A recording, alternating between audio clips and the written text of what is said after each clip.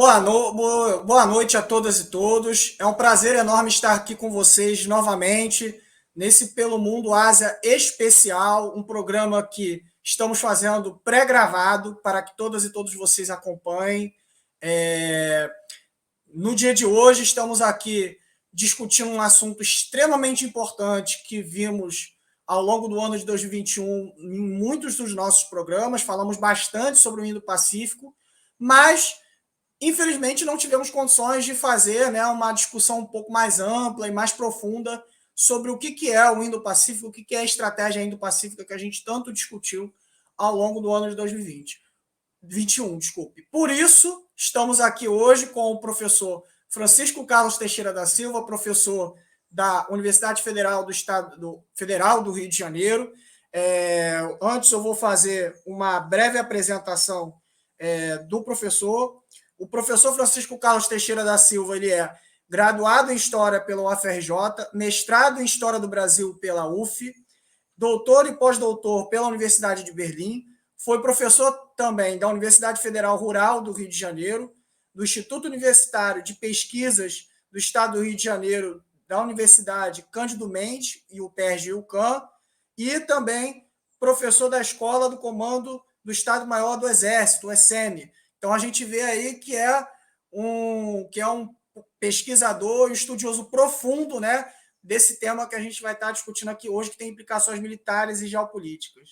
Ele também foi membro do dos comitês Pró-África e Pró-Sul do CNPq, editor da revista Ciência Hoje, articulista da agência Carta Capital e por fim, ele recebeu também vários outros prêmios, várias recomendações, inclusive o prêmio Jabuti no ano de 2014, a partir do seu livro Atlântico, a História de um Oceano, editado pela Civilização Brasileira. É um prazer poder estar aqui com o professor Francisco Carlos, que a gente também já está devendo há algum tempo para poder discutir sobre esse tema. Aproveito para dar uma boa noite para o professor Francisco Carlos, para poder falar um pouco com vocês e também poder se apresentar.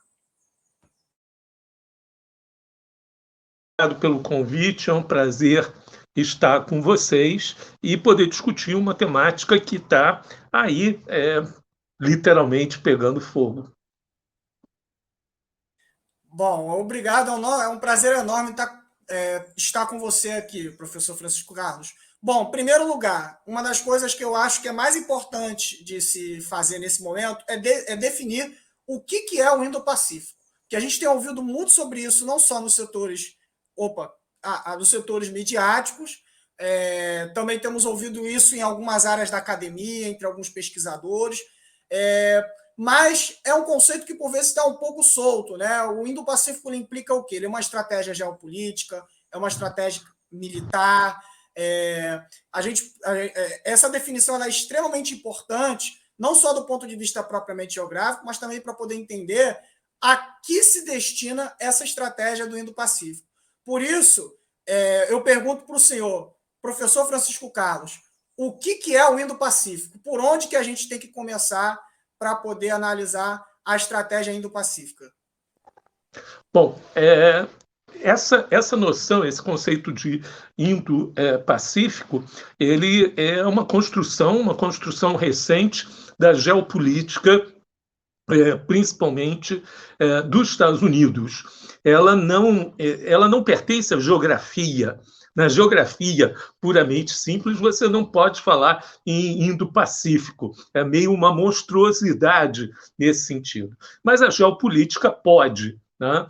Na verdade, ela veio nesse fenômeno de crise do Atlântico como o mais importante dos oceanos, coisa que perdurou desde as grandes navegações, etc., e agora, com a ascensão, principalmente a partir do momento que a China, né, se torna uma das grandes potências mundiais, ou a grande potência mundial depois dos Estados Unidos, né, e que valoriza enormemente o espaço pacífico, né, o espaço do Oceano Pacífico, né, a partir dessa ascensão. A gente reúne ali em torno do Pacífico, Estados Unidos, né, uma ponta da Rússia, mas o Japão, a Coreia, né, a própria China, né, e várias outras economias, vamos dizer, subsidiárias, como Indonésia, Malásia,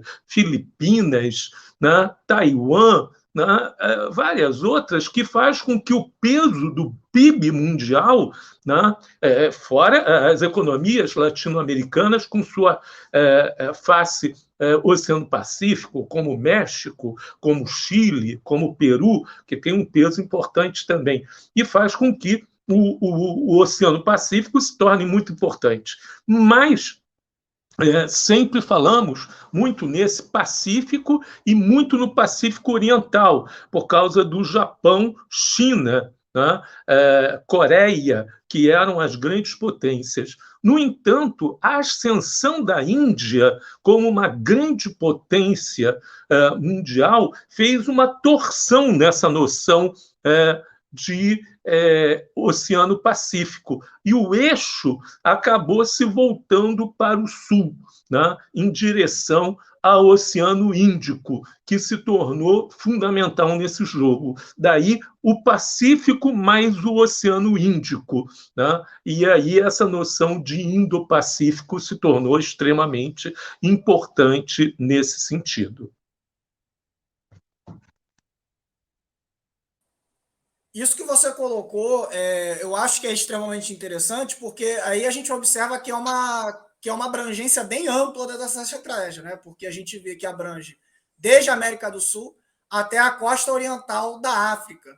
E isso é algo muito interessante, porque nos anos 90, por exemplo, né, eu lembro disso recentemente lendo, um dos teóricos da Guerra Fria principais dos Estados Unidos, os Zbigniew e Brzezinski, né, ele já dizia não só da importância da Índia, né, mas de uma possível futura estratégia de contenção da China, né?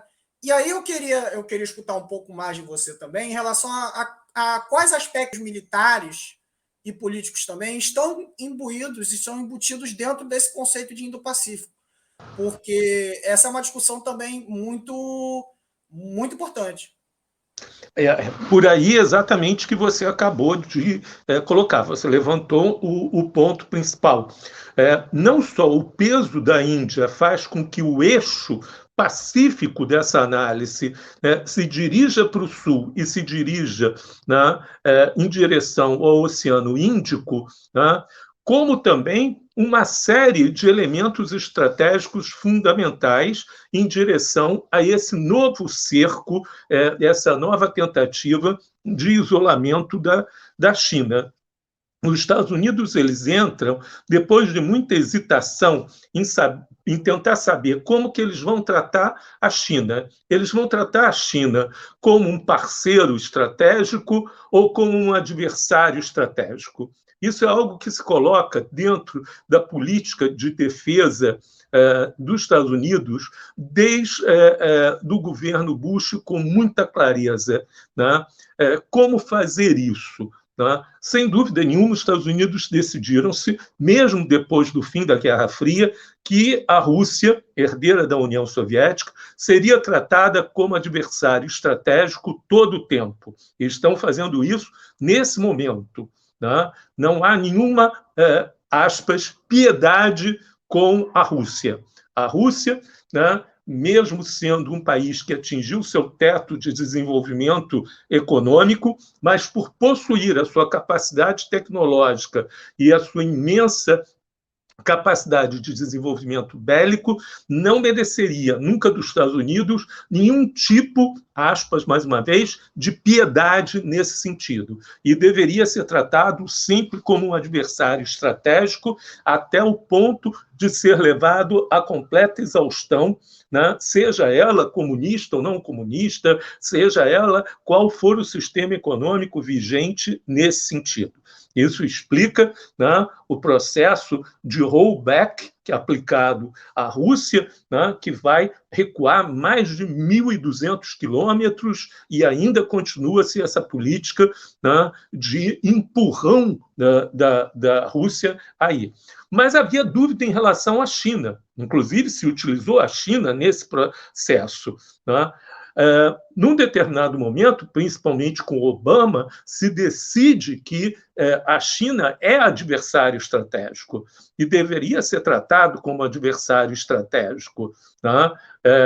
E isso implica numa tentativa de criar uma rede, né, de países que vão operar nesse processo. Claro, o Japão já estava e desde sempre nesse processo, né, a Austrália aí, mas não são países que têm o poderio, embora sejam economias importantes, o Japão principalmente, mas não têm o poderio que se esperar para um cerco à China. Daí a Índia desempenha um papel principal, né, e principalmente uma projeção naval da Índia sobre os estreitos, né, que lhes são imediatos e que podem servir de cerco e estrangulamento da economia chinesa. Né? Daí a importância do Índico, né, e desses acessos que vêm do Oriente Médio e da África, não só energia, petróleo, mas também matérias-primas e alimentos, né? E que seria uma forma de impedir o funcionamento daquilo que mais tarde a China vai denominar de Rota da Seda ou de Nova Rota da Seda nesse sentido.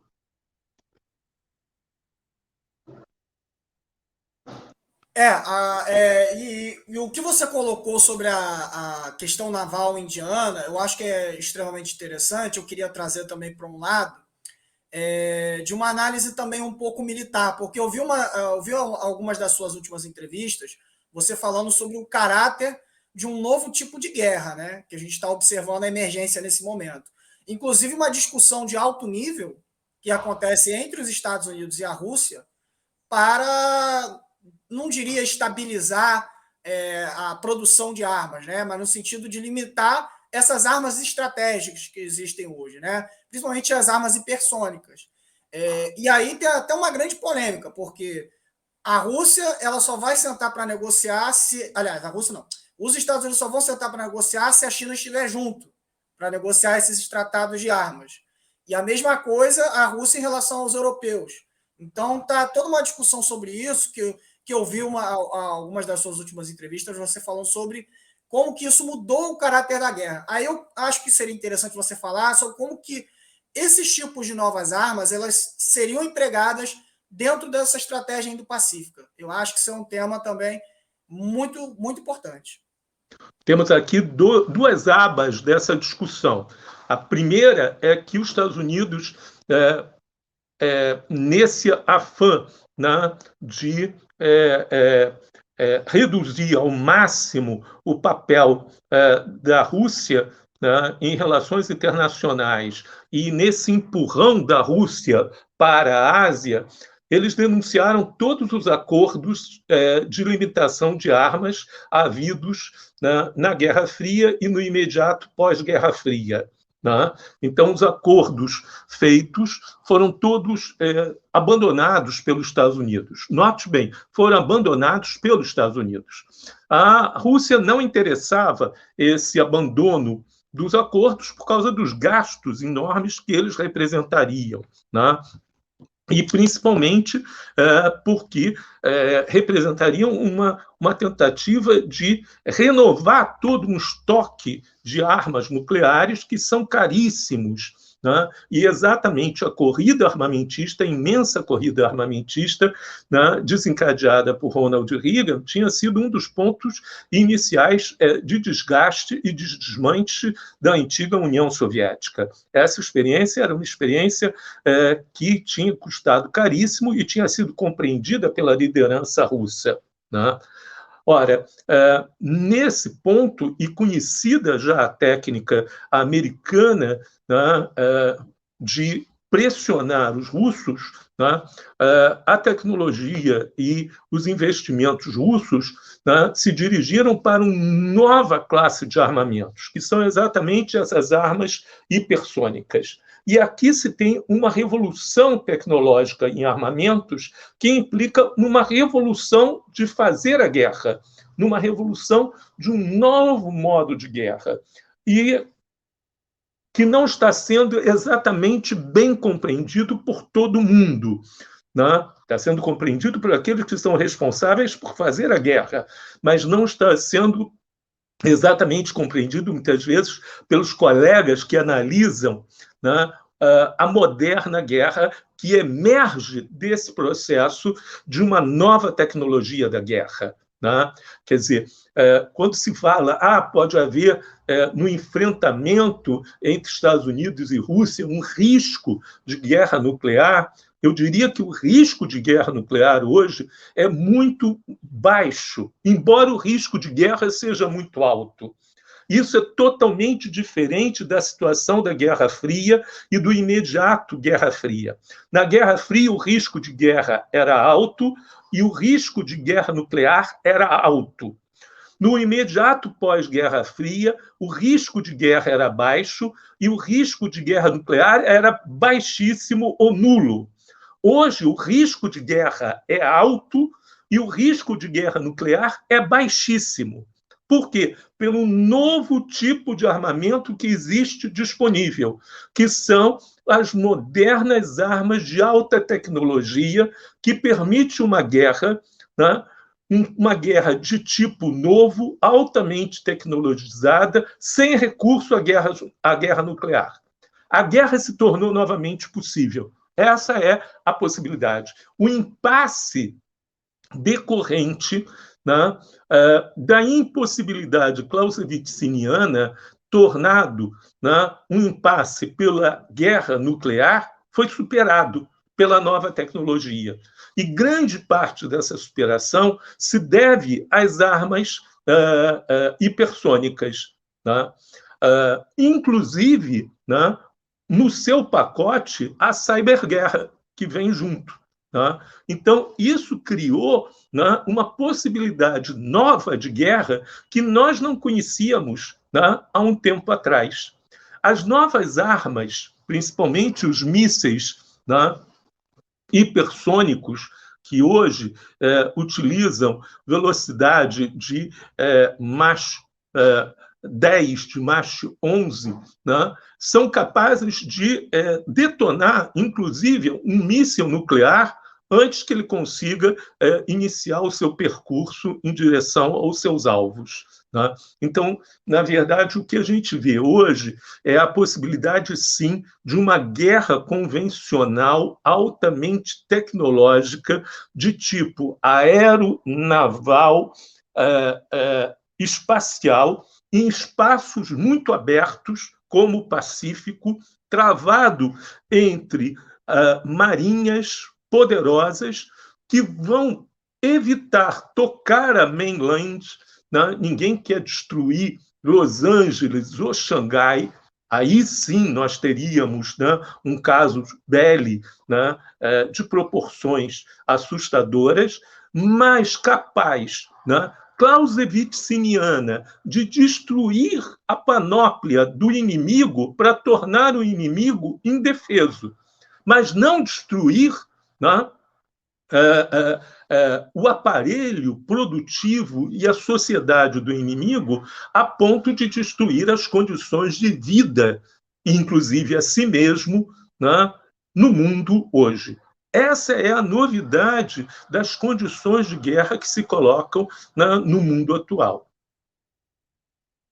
Isso que você colocou, assim, dá um nó na cabeça e é muito importante porque explica também um pouco essa intensa militarização que a gente observa hoje acontecendo também no Oceano Pacífico. Inclusive, alguns dias atrás, eu acho que você deve ter acompanhado um pouco, teve o caso de um avião, né, a jato dos Estados Unidos que caiu no Pacífico Sul, né? Rodaram imagens pelo mundo, enfim, isso tem se tornado cada vez mais comum, né, desde os anos 90. Então, eu acho que é muito importante esses esclarecimentos que você traz. Os Estados Unidos, eles avançaram muito, né, tecnologicamente e são insuperáveis. Mas o que aconteceu com a União Soviética foi uma escolha de uma brecha tecnológica. Qual foi essa brecha tecnológica? As armas supersônicas. Perdão, as armas hipersônicas. Você escolheu uma brecha e caminhou em direção dessa brecha. Tá? Isso é que faz a diferença fundamental. E com isso você conseguiu um diferencial tecnológico, né, que consegue ameaçar o seu adversário. Muito, muito importante. E aí, isso entra também num outro tema também que envolve o Indo-Pacífico, que são justamente essas alianças militares dentro da região Indo-Pacífica que a gente tem observado emergir, né? Duas são aquelas que notavelmente muita gente conhece hoje, né? Que são o Quad e o AUKUS. E aí eu acho que seria interessante você também trazer um pouco um esclarecimento do que é qual é a diferença entre o AUKUS e o Quad, que eu acho que é importante também a gente diferenciar, e qual o papel que os Estados Unidos esperam também para esses aliados dele dentro do Indo-Pacífico, o Japão, a Índia e a Austrália, que, por sua vez, também são países diferentes, né? A gente está falando de países, por exemplo, o Japão é um país ocupado militarmente. A gente está falando de um país ocupado militarmente. A Austrália é um país que faz parte da Commonwealth, então ele está naquele âmbito da comunidade britânica, está no guarda-chuva dos britânicos. E se a gente olha para a Índia, ela é um estado que, enfim, é um estado soberano que está buscando ali trazer uma rivalidade junto à China. Então, eu acho que é interessante a gente traçar um pouco desse cenário também, do AUKUS e do Quad, qual o papel dessas duas alianças.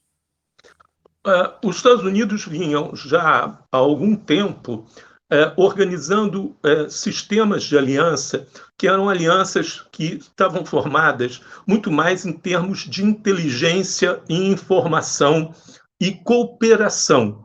Tá? E isso envolvia, naturalmente, o Japão e a Austrália, que eram países onde as bases militares e os equipamentos militares americanos estão implantados desde o final da Segunda Guerra Mundial.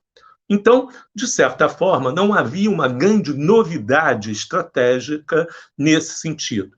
Nem havia um ganho estratégico muito grande, já que os elementos centrais para uma atuação militar americana estavam baseados em ilhas, né, muito mais relevantes, como, por exemplo, Guam, né, o próprio Havaí, né, Okinawa, que, embora Japão, tenha uma administração americana muito autônoma nesse sentido. Então, Havaí, Okinawa, Guam, né, desempenhavam e desempenham um papel muito mais direto do que efetivamente o que os americanos têm no Japão e na Austrália. Mas a atuação da Coreia do Norte e a contínua produção de armas e mísseis, que a gente não sabe exatamente, né, o que é e quanto é. A gente sabe que eles têm, que é eficiente. Mas o grande problema da Coreia do Norte não é exatamente se eles têm o míssil, se o míssil funciona. O grande problema da Coreia do Norte é o armazém. Quantos daquilo eles têm em armazém? Né? Nós sabemos hoje que os Estados Unidos tinham um número muito limitado de artefatos nucleares em 1945. Né? Eles não tinham 10 bombas atômicas. Né? Eles tinham aquele número limitado de bombas atômicas naquele momento. Né? Possivelmente também não precisavam de mais, dado o efeito que tinham. Né? Mas, no caso da Coreia do Norte, eles não podem contar com aquele míssil que foi disparado. Eles precisam efetivamente de muito mais em armazém. Né? Eles precisam de uma quantidade bastante grande, dado aos meios de defesa e de interceptação dos Estados Unidos. Esse é o grande mistério da Coreia do Norte. Eles possuem o quê?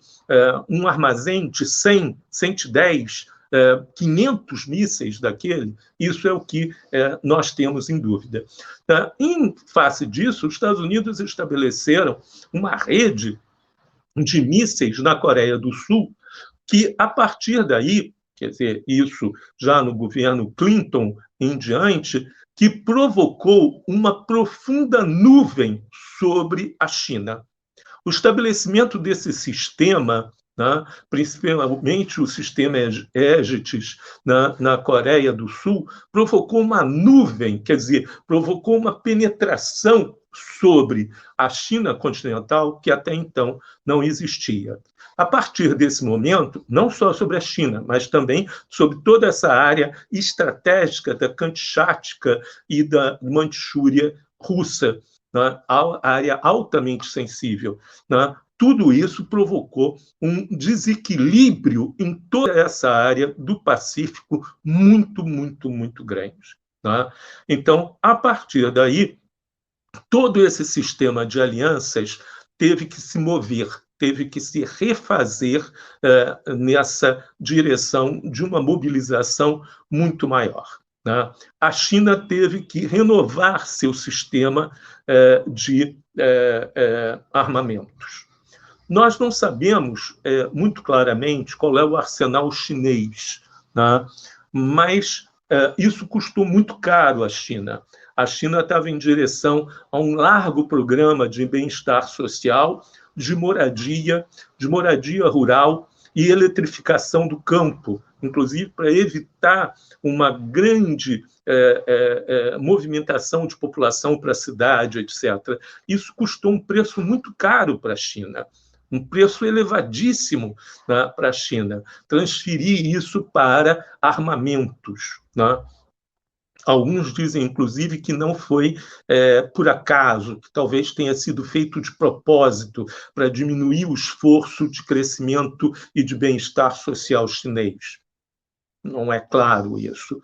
O resultado é que se militarizou demais o Pacífico. O Pacífico, né, se tornou uma área muito sensível, muito quente nessa direção. Né? Uma área de toques por demais sensíveis, né? E por demais...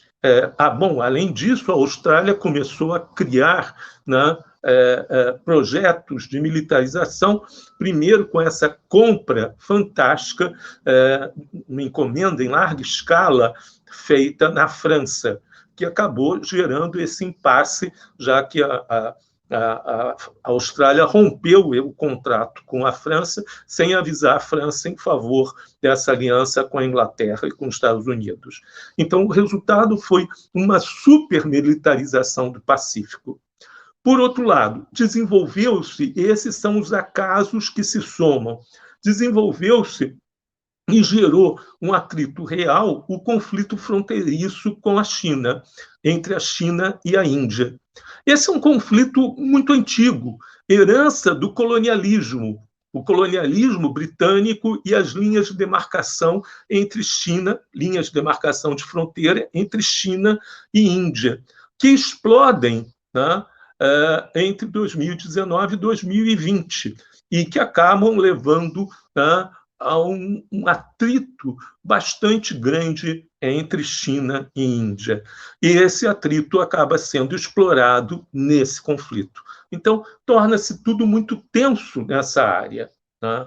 E isso é aproveitado pelos Estados Unidos para atrair a Índia para essa aliança, né? No caso da Índia, uma aliança informal, mas que se torna muito importante para os Estados Unidos nessa região. Interessante o que você colocou em relação à Índia e à China, porque eu tive um insight aqui agora mesmo, né? Porque a Índia é uma parceira histórica, né, da Rússia, por exemplo, né? Desde os períodos da União Soviética.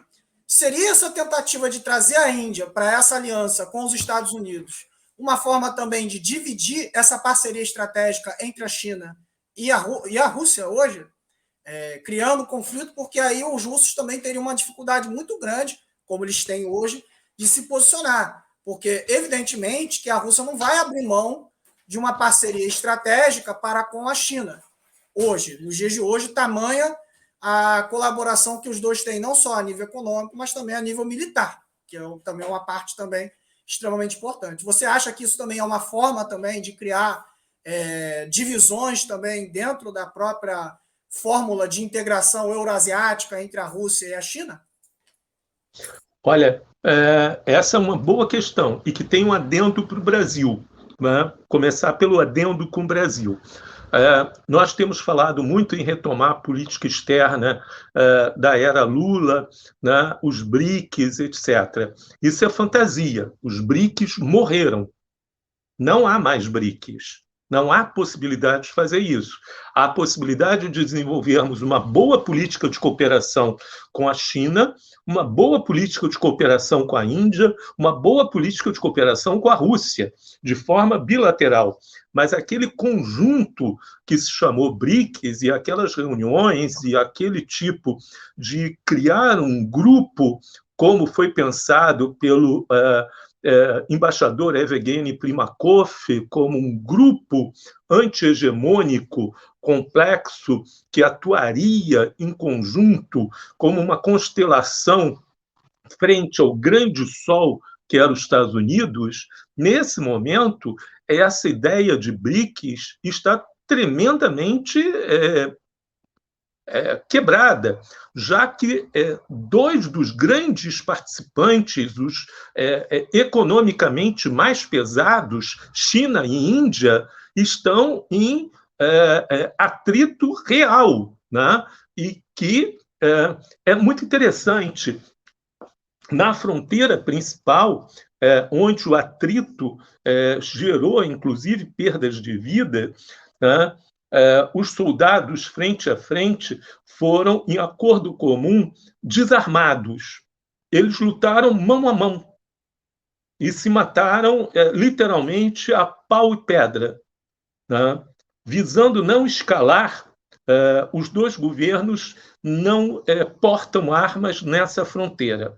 Mas, em compensação, nas outras fronteiras foi deslocado o que há de mais moderno entre China e Índia, né? É algo realmente curioso, mas, ao mesmo tempo, complexo. Então, na verdade, quando se fala muito em BRICS, em retomada de política externa e tudo, nós temos que revisar esses conceitos, porque aquela política já não é mais possível com esse conjunto de parceiros como existia antes, embora tenhamos possibilidade de retomar bilateralmente essas relações. Na questão central colocada por você em relação à Rússia, tem toda a razão. A Índia é um dos maiores compradores de armas da Rússia. Inclusive, os sistemas de mísseis russos, que são considerados alguns sistemas móveis de mísseis da Rússia, né, foram comprados agora, né, pela Índia, malgrado ameaças diretas dos Estados Unidos. A Índia desconsiderou as ameaças americanas e fez as compras que ela queria. Por sinal, a Turquia também, né? Fez as compras que ela queria e desconsiderou as ameaças americanas e as advertências americanas, né? E fez compras maciças dos sistemas militares russos.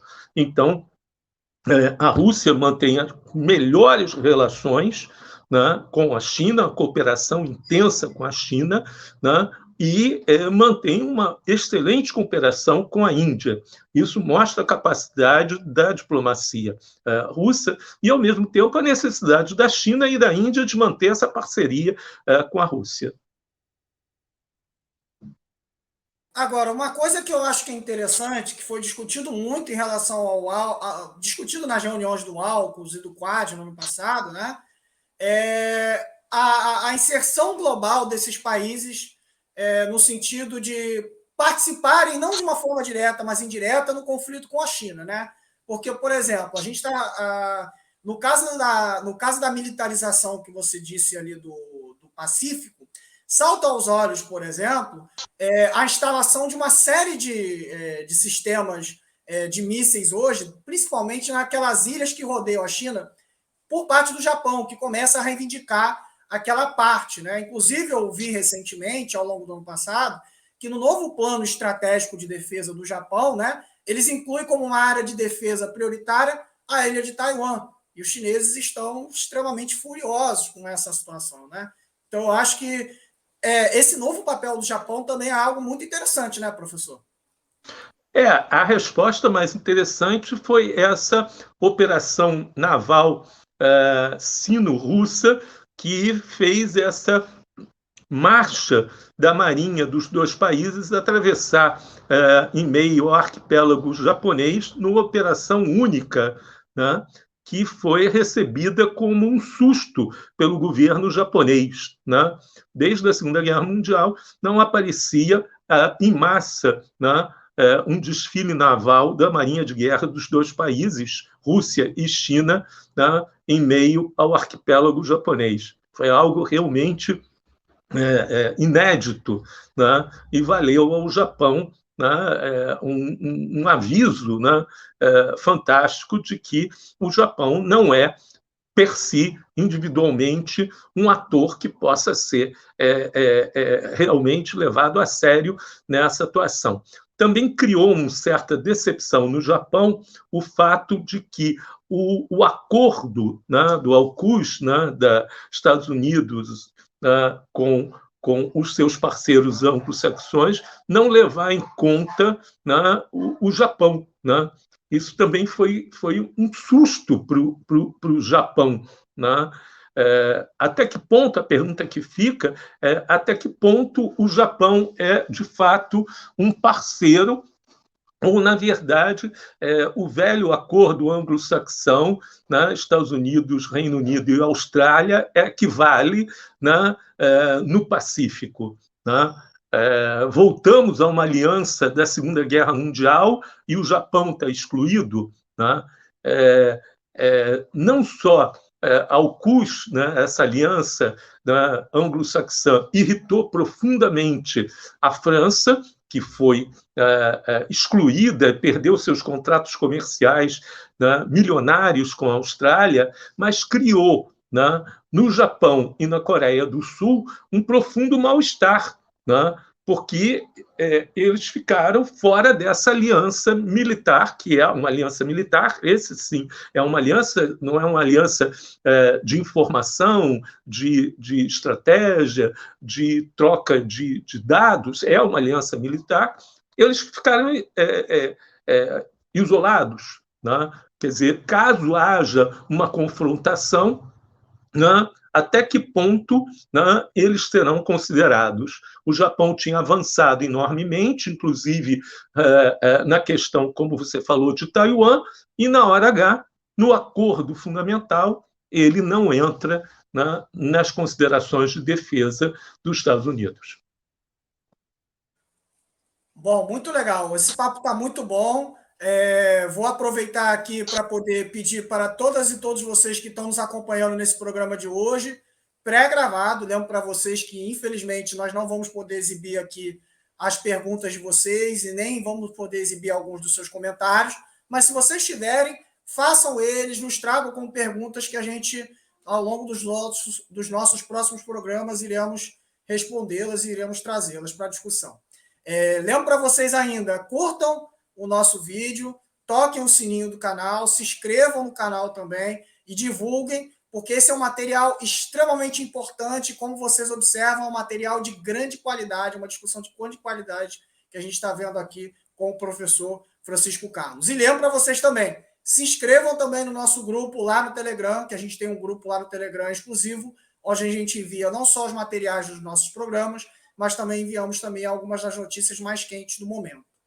Bom, eu gostei muito dessa questão que você trouxe, Chico, porque me lembrou também de uma outra questão que envolve não só a Coreia do Sul, mas que envolve outros países naquela região e o próprio AUKUS, que é a questão do suprimento de produtos estratégicos, de bens estratégicos. Porque nesse ano de 2021, no ano de 2021, os Estados Unidos editaram uma lei semelhante à que foi aplicada durante o período da Covid em relação aos produtos, suprimentos considerados de extrema importância estratégica para a economia estadunidense, como o caso, por exemplo, dos semicondutores.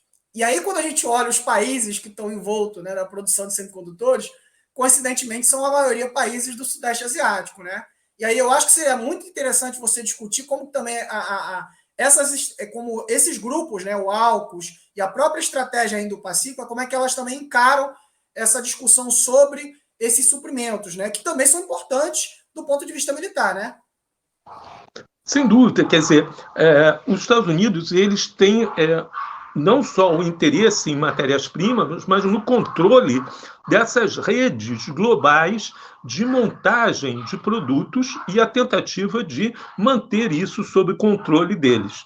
A Coreia do Sul é um caso evidente, mas Formosa, particularmente, Taiwan, particularmente, é algo fundamental nesse processo.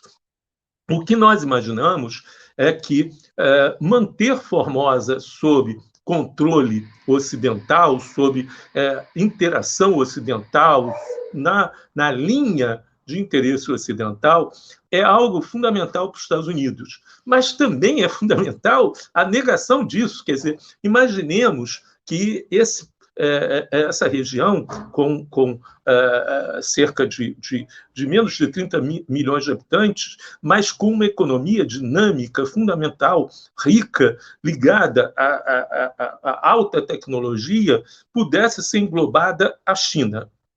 A capacidade dessa tecnologia de alta qualidade, alta qualificação, ser puxada para dentro da China seria um golpe fundamental aos interesses americanos em manter a China num patamar mais baixo e evitar esse crescimento chinês, principalmente em relação a tecnologia mais elevada. Vamos lembrar que os Estados Unidos estão há vários anos atacando as empresas chinesas de alta tecnologia.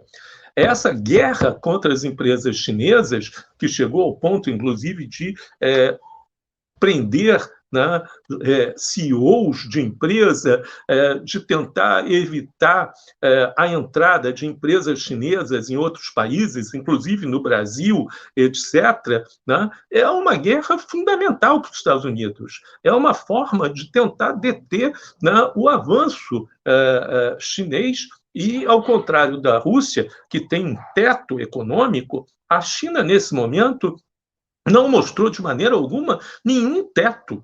Nós não vemos nenhum teto de crescimento chinês.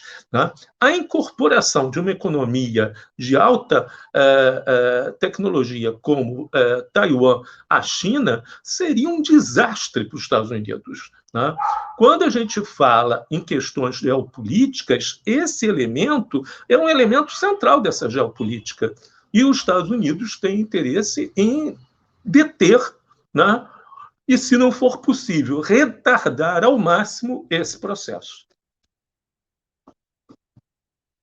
É importante que você falou, porque isso também se insere agora num outro tópico que eu acho que é extremamente importante da gente observar, quais são alguns dos focos de conflito no Indo-Pacífico que já são possíveis da gente de se ver hoje, né? Você falou aí já um pouco da situação da Caxemira, falou também um pouco da situação de Taiwan, e me chama muita atenção uma coisa sobre Taiwan que você falou agora, porque nos anos 90, né, existia uma discussão muito grande que a China deveria integrar tanto Taiwan quanto Hong Kong e outras áreas, né, que foram ocupadas, literalmente ocupadas mesmo, pelas potências ocidentais, e que essa reintegração apenas se daria se a China passasse por um processo, um pré-requisito, né, entre aspas, por assim dizer, né, de reintegração pacífica, de redemocratização. E aí, hoje, um dos grandes argumentos para que essa reintegração não aconteça, seja em Hong Kong, seja nas outras áreas, inclusive Taiwan, é de que a China não teria, entre aspas, se redemocratizado. E aí isso traria uma reintegração violenta para essas regiões. E aí eu queria escutar um pouco de você, como é que você vê o uso dessas regiões próximas da China, que fazem parte historicamente da China, né, que são Hong Kong, Taiwan, como é que elas se inserem dentro desse conflito, desses focos, né, que a gente observa hoje dentro do Indo-Pacífico?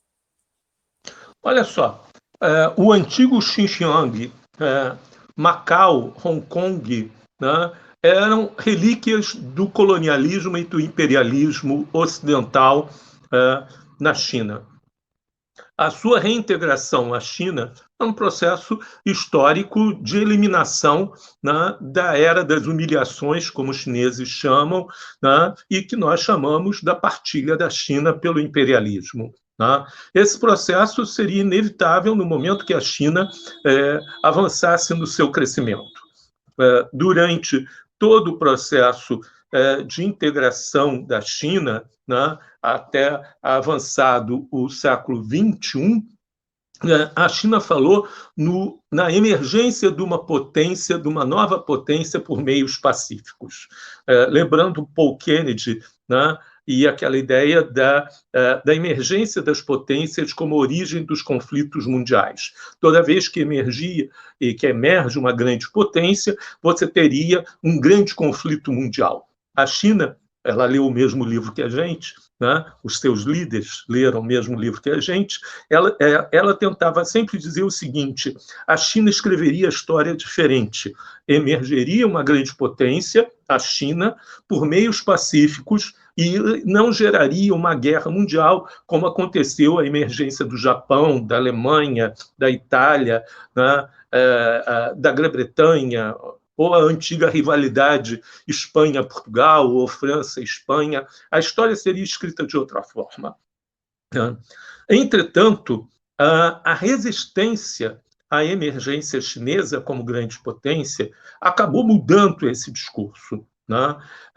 A ideia da emergência pacífica de uma grande potência desapareceu dos discursos chineses e aparece já claramente um orgulho nacional muito grande. Eu aconselharia muito vocês a verem 2 filmes. Vejam em sequência. Como os filmes são grandes, se vocês não forem fanáticos por cinema, como eu sou, veja um primeiro, né, e veja no dia seguinte outro.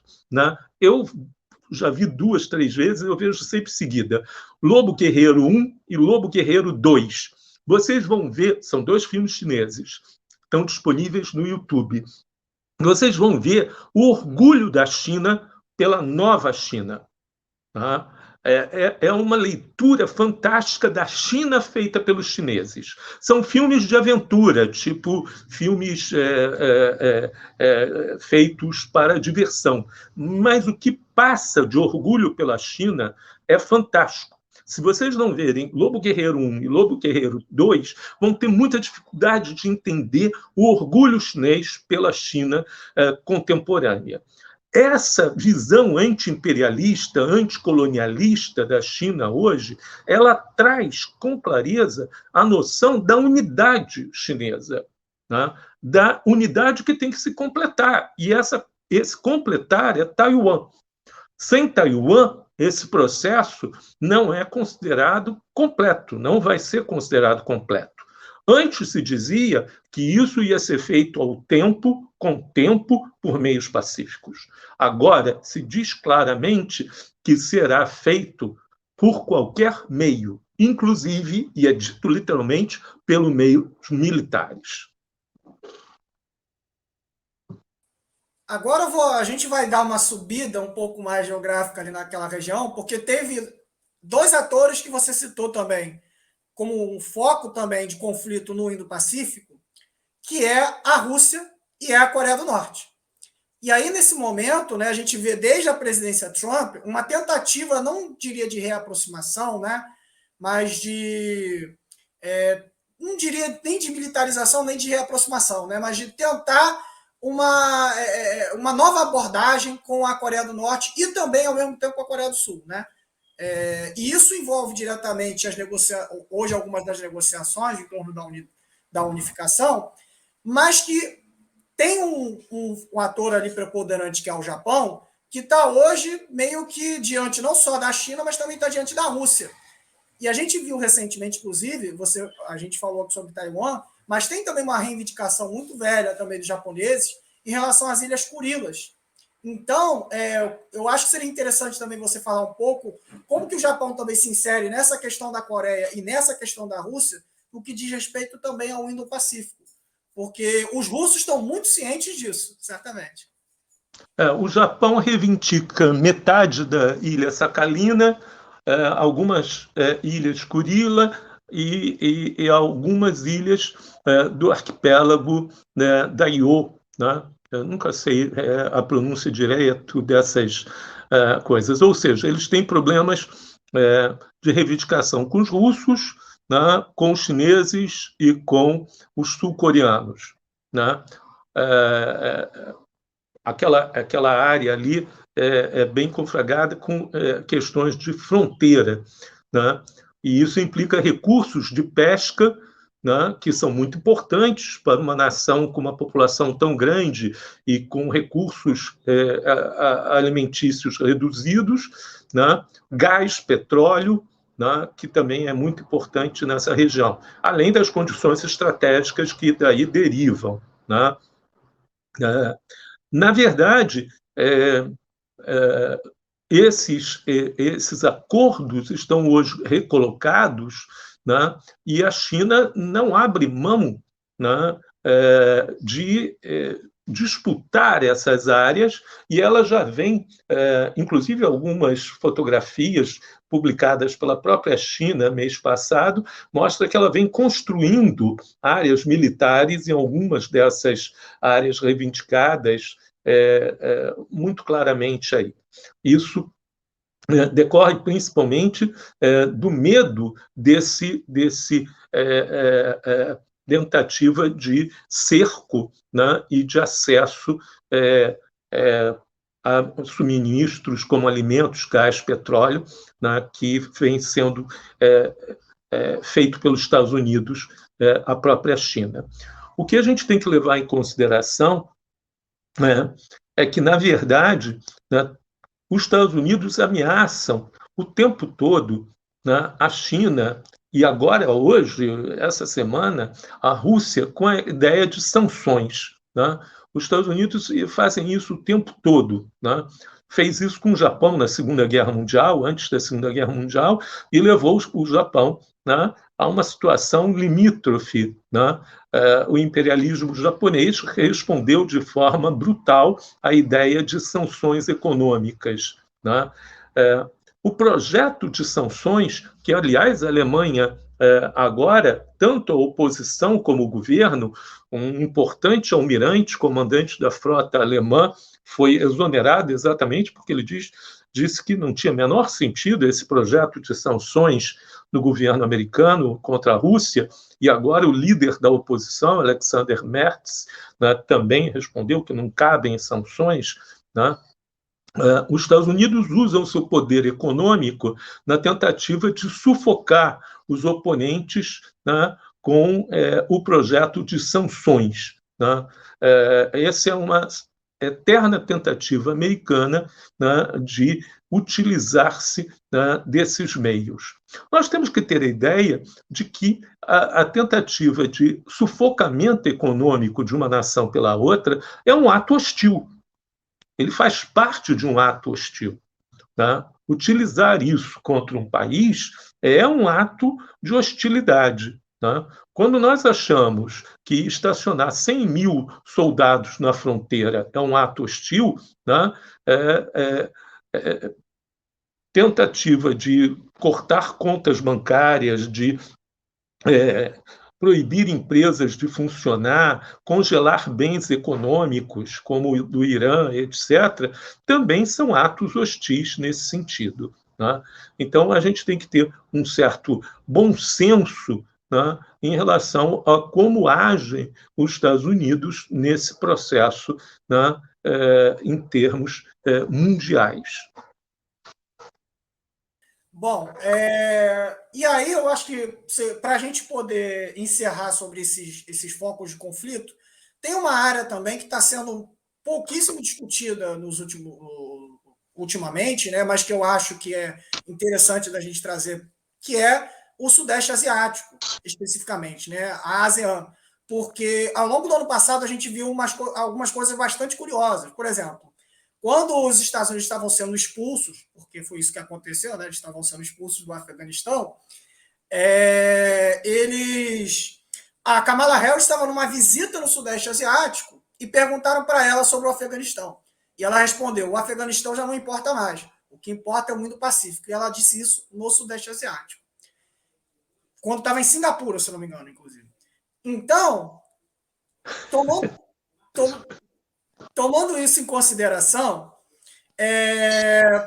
como que você enxerga a convergência de interesses e de conflitos dentro dessa região, sobretudo alguns novos conflitos que aparecem na área, que não são tão novos, né, como é o caso, por exemplo, do Mianmar, mas que também a gente vê, principalmente dentro do Estreito de Malaca, né, que a gente tem várias visitas, né, de líderes de Estado a Singapura e a Malásia para poder discutir com os líderes da ASEAN. E isso tem gerado, enfim, uma série de conflitos entre esses países e Estados Unidos. Como é que você observa essa questão?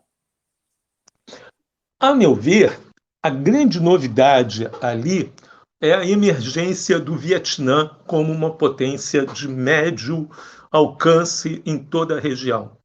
Esse é um ponto muito interessante que às vezes tem nos escapado. O Vietnã, depois de tudo que ele passou, refez suas estruturas econômicas e sociais, passou por um processo de industrialização rápida, né? Se tornou uma economia singular, uma economia importante, né? E sob uma situação muito nova. Lembremos que logo depois da guerra do Vietnã, o Vietnã foi a guerra com a China, né? Algo muito estranho. A China invadiu o Vietnã numa espécie de uma ação punitiva pela tentativa do Vietnã assumir um papel hegemônico no Sudeste Asiático, inclusive em relação àquele regime muito terrível do Camboja, né? Enfim, a partir dali, o Vietnã assumiu, inclusive, o papel de construir forças armadas respeitáveis e se constituiu um país bastante relevante em toda a região.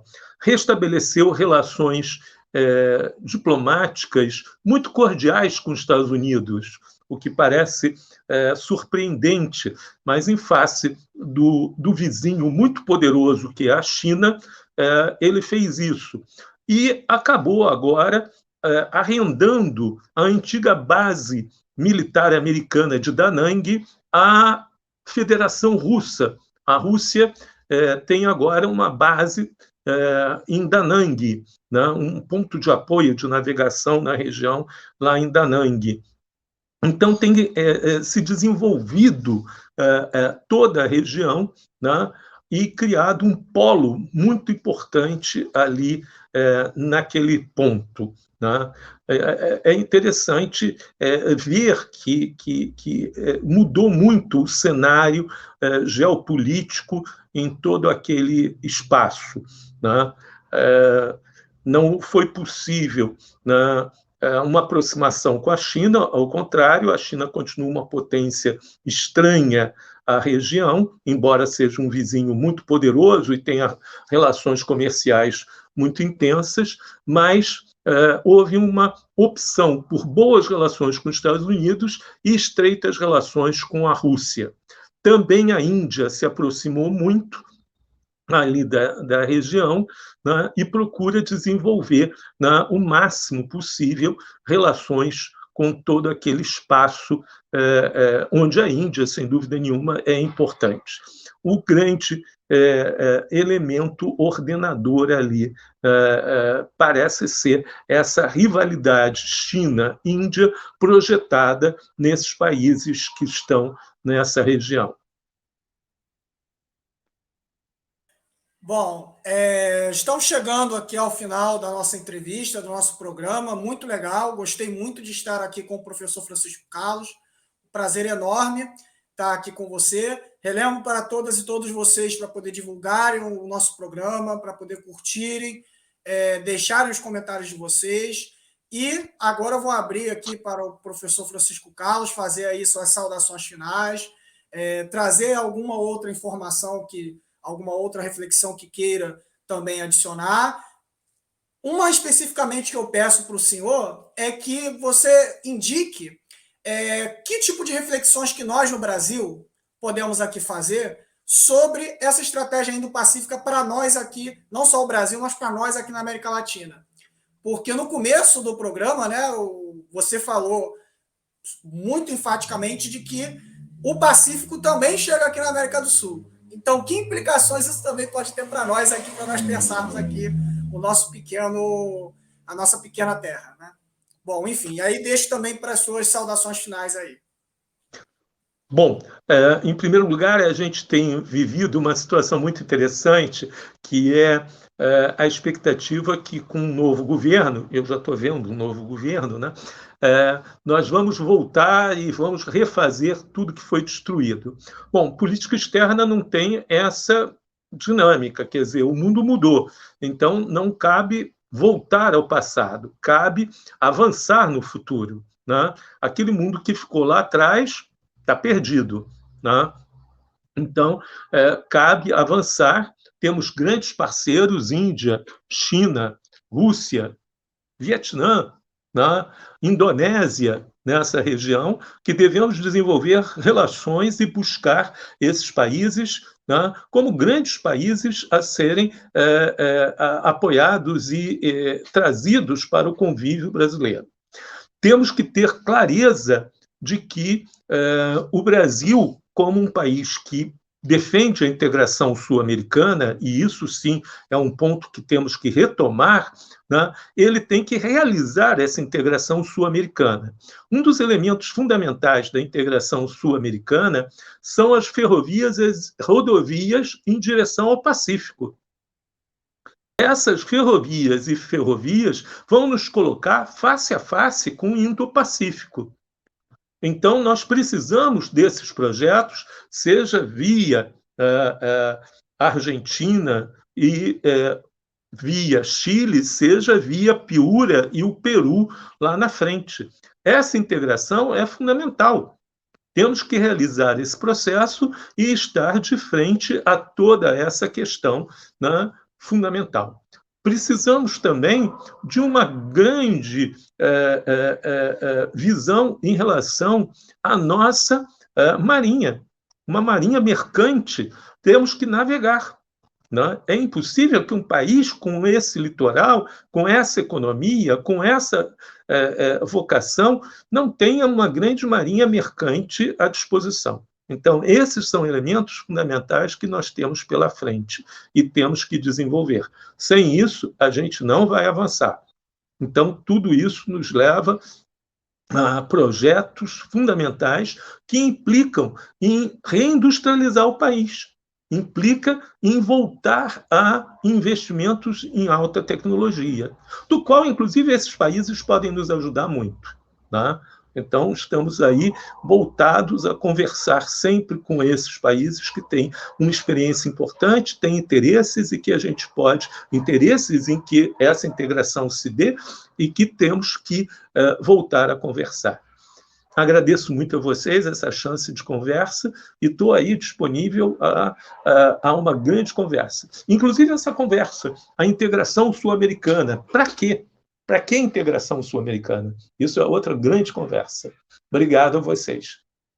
Certamente, professor Francisco Carlos, muito obrigado, agradeço pelas suas reflexões e pelo conhecimento que você transbordou aqui conosco.